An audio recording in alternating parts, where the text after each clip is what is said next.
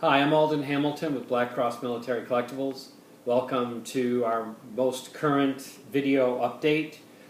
Before I show you some of the new material that we've picked up, I've got to tell you, Janet and I have been out scouring the marketplace looking for quality military antiques, and man, have we been successful.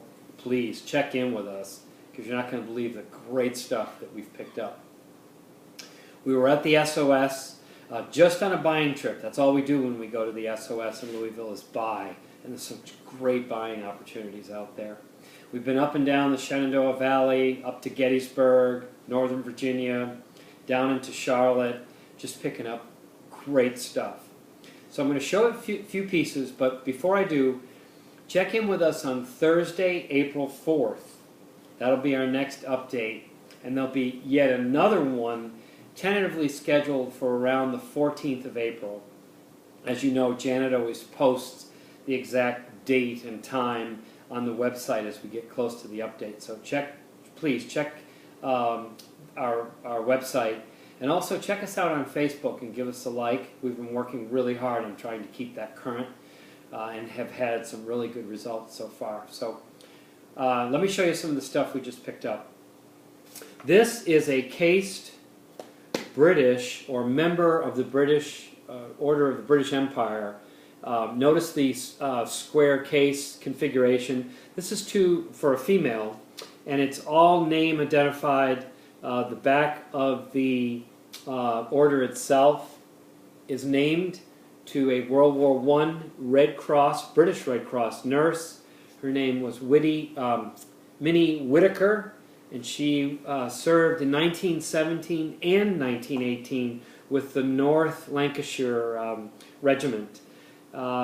Interestingly, along with this medal comes several pieces of very interesting documentation supporting the award of this particular order, as well as her British Red Cross badge as a nurse's badge, and also her British Red Cross 1917, 1918 British Red Cross Service Medal, which is jeweler engraved on the back to her.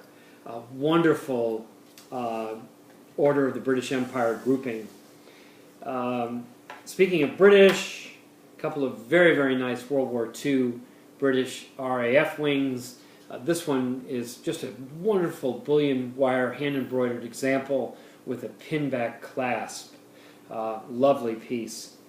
Another British RAF pilot's wing. Hope you can see that.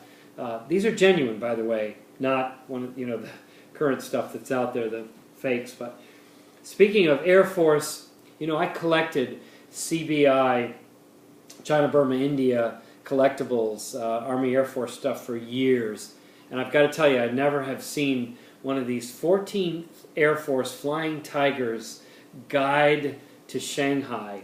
Wonderful little book.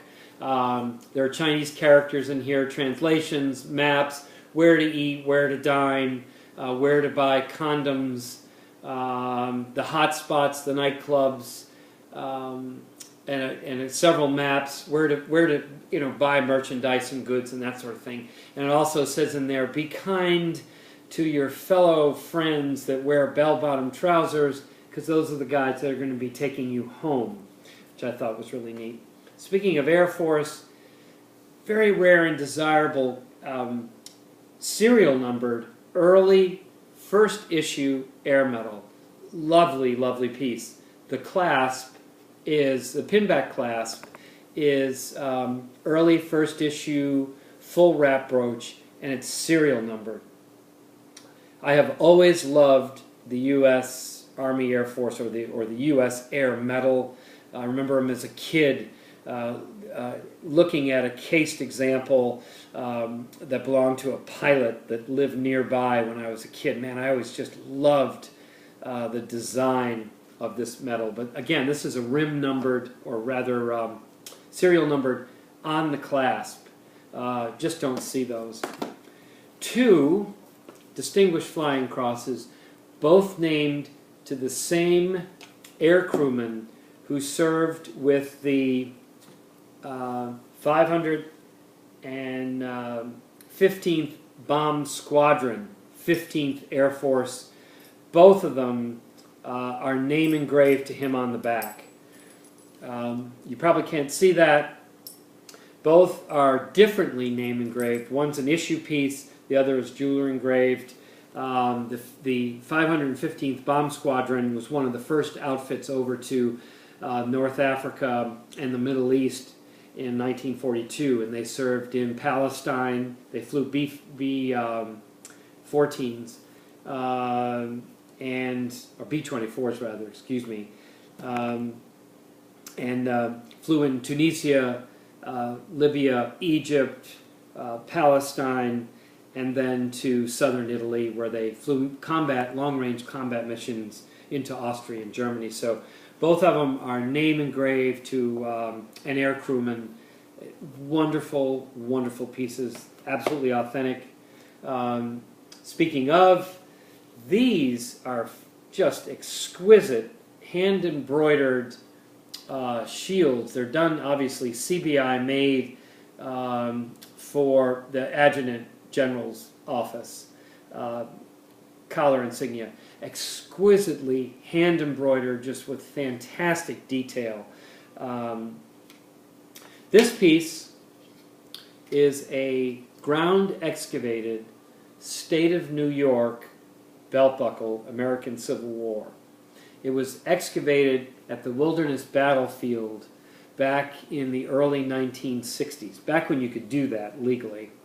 And as you know, a lot of State of New York volunteer infantry regiments served in the Wilderness Campaign in 1864. I think there were 5 New York regiments there.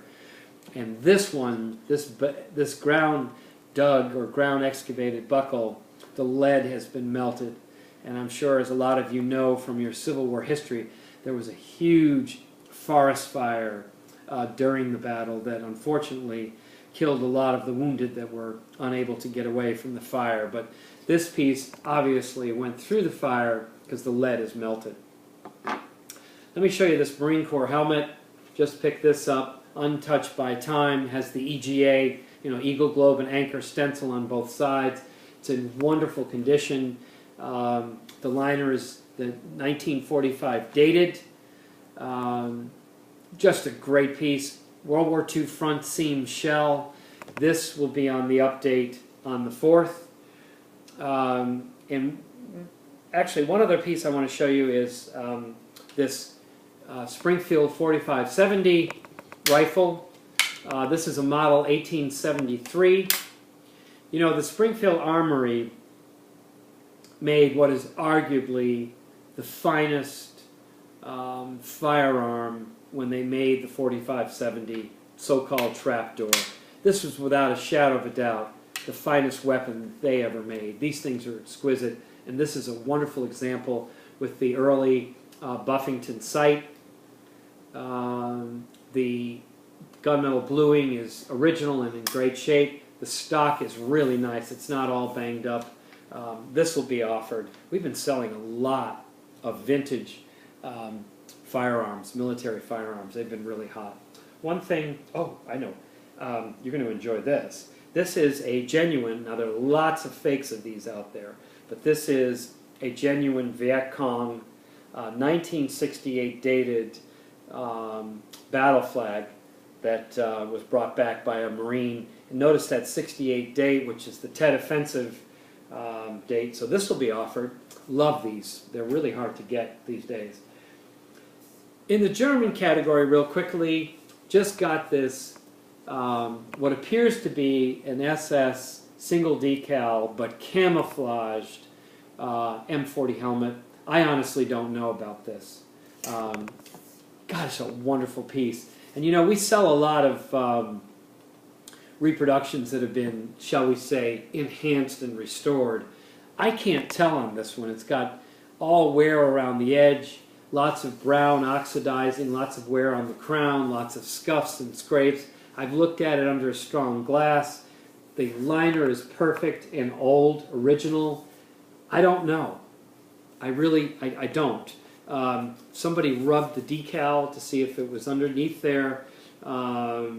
look at the wear. You probably, I don't know if you can see this in the video, but just the wear on the rim. Now I know you can enhance that, but honestly, if you look at this thing, you really can't tell. So I'm going to keep working on it, and just, oh, by the way, the chin strap is a reproduction, a very good one, because I put it on. So anyway, enough for now.